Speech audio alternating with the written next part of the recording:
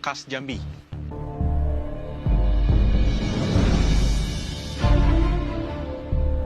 It's really good, ya. Cuman nasinya saja bisa lebih pulen. Other than that, it's very nice. Thank you so much, chef. What's up guys? Welcome back di channelnya gue. Yes, you're still watching Brian Fernandez YouTube video.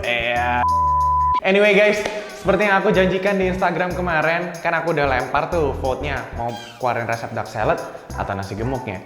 Dan sesuai request kalian, lebih banyak yang memilih nasi gemuk. Resep yang membuat aku menang di salah satu challenge MasterChef. Bukan menang MasterChef-nya ya, tapi salah satu challenge-nya. Anyway, langsung aja yuk kita masak. Aku kasih tahu semua resep-resepnya yang bisa membuat menang di challenge MasterChef. Lanjut! Wih!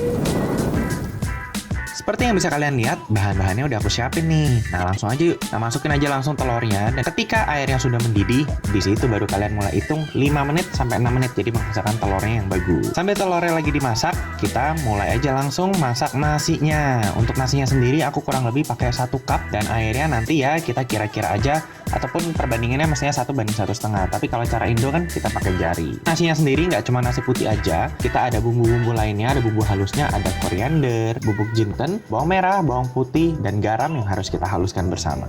Oke, nasinya udah masuk. Masukin bumbu halusnya. Kita masukkan daun pandan. 2 helai cukup lah. Oke, lalu masukkan juga daun jeruk. 1 aja. Daun salam. Sama, biar baunya keluar, digencet-gencet dulu semuanya. Sudah, masuk. Semplung. Nah, baru kita masukin airnya. Oke, langsung aja kita masak nasinya. Rice cooker or helper. Masuk, rebus. Let it go and let it cook. Nah, sekarang adalah waktunya kita bikin bumbu dasar merah. Aku sih lebih sebutnya ke arah ya bumbu merah sih sebenarnya. Walaupun nanti hasilnya lebih ke oren-oren sedikit. So ya, intinya bumbu dasar udah ada di sini semua. Ada bawang merah, bawang putih, kemiri, turmeric, dan ada cabai-cabean, ada cabai bukan cabai-cabean. Ada juga serai, dan ya kita bikin dulu. Nah, yang pertama kita lakukan sangrai dulu ininya, the candle nut atau kemiri. Nah, kita kupas juga si kunyit. Kurang lebih ini aku paling pakainya ya 1 ruas gini lah ya, 1 ruas jari kurang lebih. Another trick to work in the kitchen, biasakan kalian punya 1 bowl khusus untuk sampah. Jadi biar kerjanya lebih cepat, lebih rapi. Nah, si turmeric ini atau kunyit juga harus disangrai biar dia nggak langu nanti. Dan baunya pun jadi lebih enak nanti. Oke, ini udah kesangrai, udah toasty, udah coklatan, baunya udah keluar. Tapi jangan sampai gosong ya. Nah, oke, kita masukin langsung ke blender.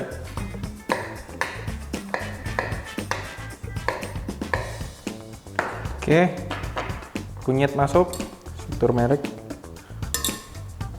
Bawang merah kurang lebih aku pakai 1, 2, 3, 4, 5, 6 lah. Tapi yang ini gede-gede ya, lumayan gede. Dan aku potong lebih kecil aja biar blendernya tidak bekerja terlalu keras. Ini ya guys, kalau di galeri tuh paling males tuh bikin ginian. Bumbu dasar tuh bukan susah, cuman ngupas bawang merahnya ini yang lama. Waktu cuma 40 menit gara-gara si Lord Adi, tulong ya. Kurang ngajar. Tapi karena tulong itu juga yang membuat season kita seru sih actually. Nah, oke, bawang merah. Nah, kupas-kupasnya itu kan lama, tapi sudah masuk bawang merahnya semua.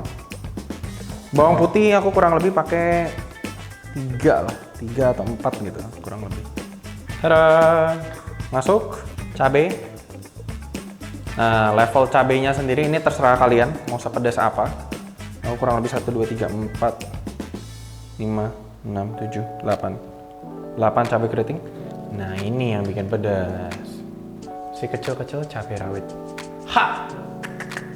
Ini nih yang nendang. Oke.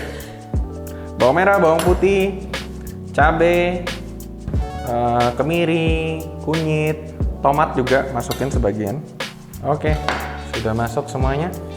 Nah, nanti yang kayak lengkuas, serai itu lebih aromatik. Nanti itu kita gepreknya di belakang. Nah, Untuk si bumbu dasar, kan banyak orang tuh sering salah kaprah pakainya kasihnya air.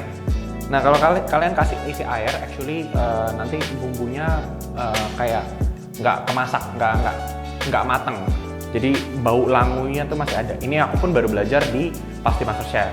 Kan seperti yang kalian tahu, makanan Indoku masih kurang ya. Nah, tapi ini yang aku belajar, jadi kalau chef di sana bilangnya kasihin minyak gitu. Instead of air, liquidnya itu minyak. Gitu. Ya segitu dulu. Salah. Ini guys tutupnya. Oke, langsung kita mulai blender.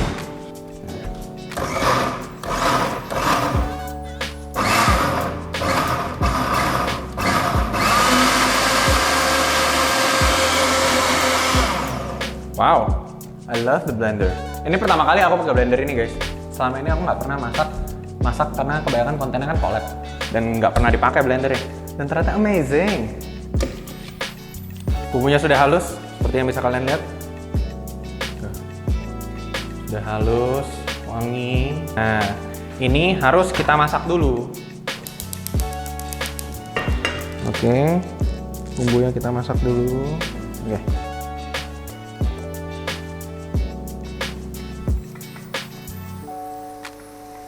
Nah ini tadi nggak aku kasih minyak lagi, gara-gara kan di dalam sininya udah ada minyak ya.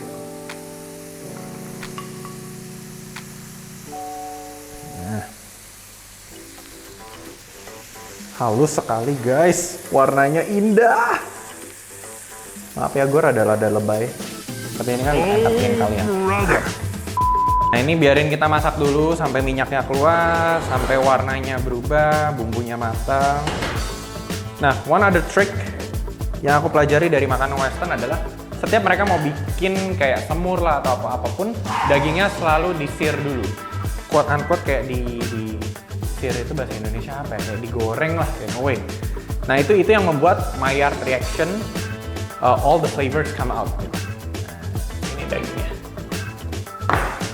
Nah, untuk dagingnya sendiri aku pakai bagian brisket atau bagian apa ya? Brisket itu kayak bagian punuk depannya situ, itu yang banyak fatnya.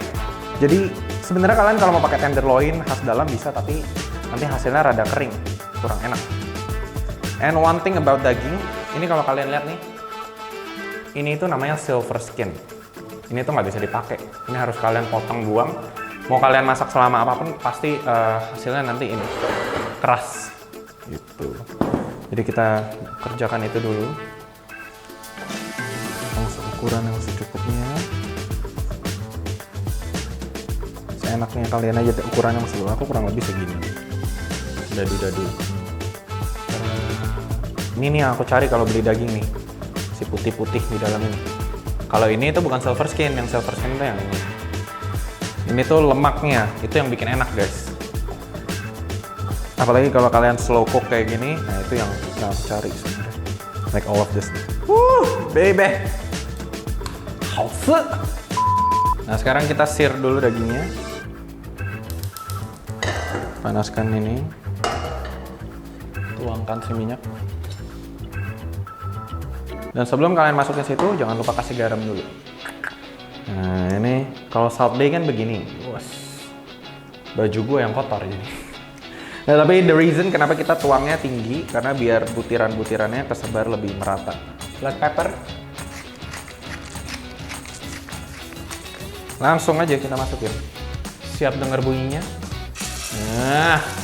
Nah, itu yang aku mau suaranya. Ini nih yang kita cari guys. Coklat kayak gini nih.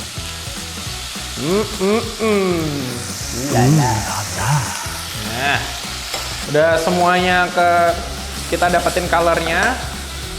Sekarang kita masukin si bumbunya. Biarkan bumbunya bercampur dengan daging-dagingnya. Nah, di sini baru kita masukin si aromatiknya. Lengkuas, kalian geprek biar aromanya keluar. Masuk. Daun salam, daun jeruk dulu. Ups, kemasuk. Melintir biar aromanya keluar. Daun salam, aku pakai 2 aja lah. Kira-kira aja sih sebenarnya guys. Masuk, campur semua. Selanjutnya adalah serai. Nah, serainya kebetulan emang kecil-kecil ya, jadi aku pakai 2 sampai 2,5 lah kurang lebih. Lalu kita tambahin airnya. Kalian mau pakai air biasa boleh, mau pakai chicken stock boleh, pakai beef stock lebih mantap lagi. Kebetulan aku nggak ada beef stock, jadi aku cuma pakai mushroom powder gitu. Nah, jumlah airnya kurang lebih sampai cukup menutupi si dagingnya aja.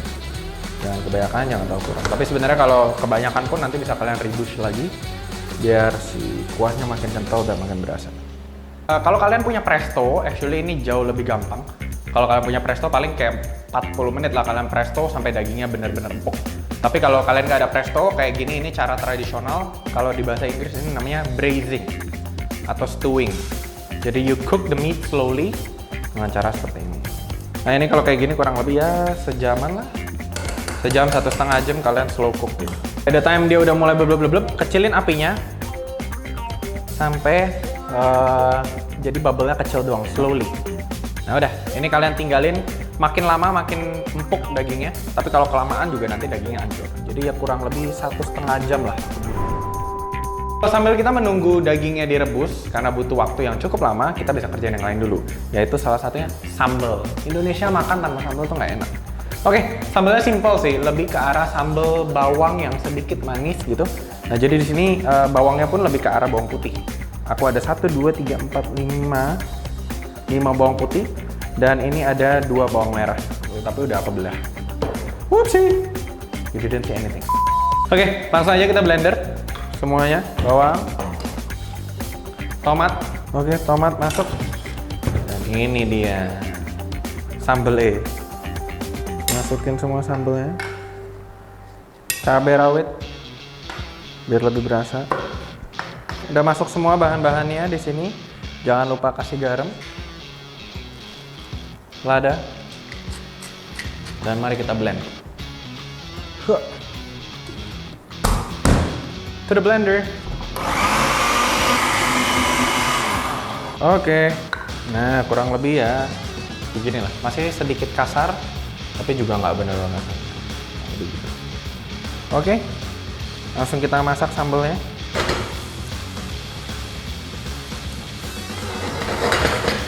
Dan kasih gula. Gula. Jadi karakternya tuh lebih kayak bawang, pedas, manis, asam dari tomatnya ada, freshnya, gitu. That's just for the show. Padahal nggak ada gunanya gue lempar-lempar gitu. Ada lah untuk diaduk biar dia lebih rasa.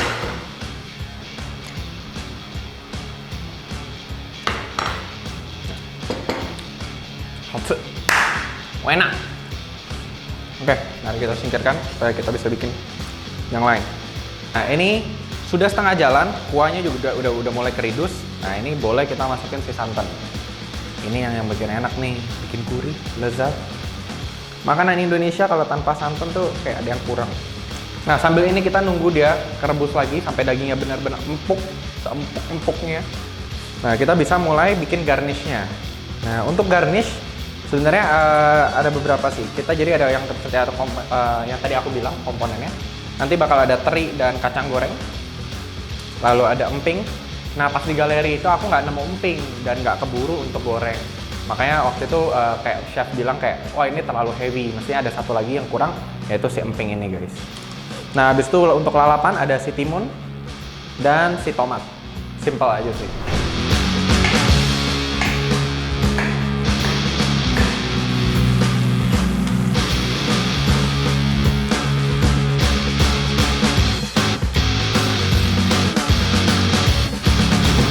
Oke guys, nah sekarang semua udah jadi. Nah dagingnya juga pas, baru mateng, baru empuknya udah mantap, kuahnya juga udah ridus. Nah, oke langsung aja kita mulai plating. Kita ambil nasinya dulu. Nah nasinya udah kalian cetak, taruh di tengah biar cantik. Nah, ketuk-ketuk. Dan keluar. Tada! Indah. Kan bagus guys. Kayak gini baru bisa ikut MasterChef. Asik.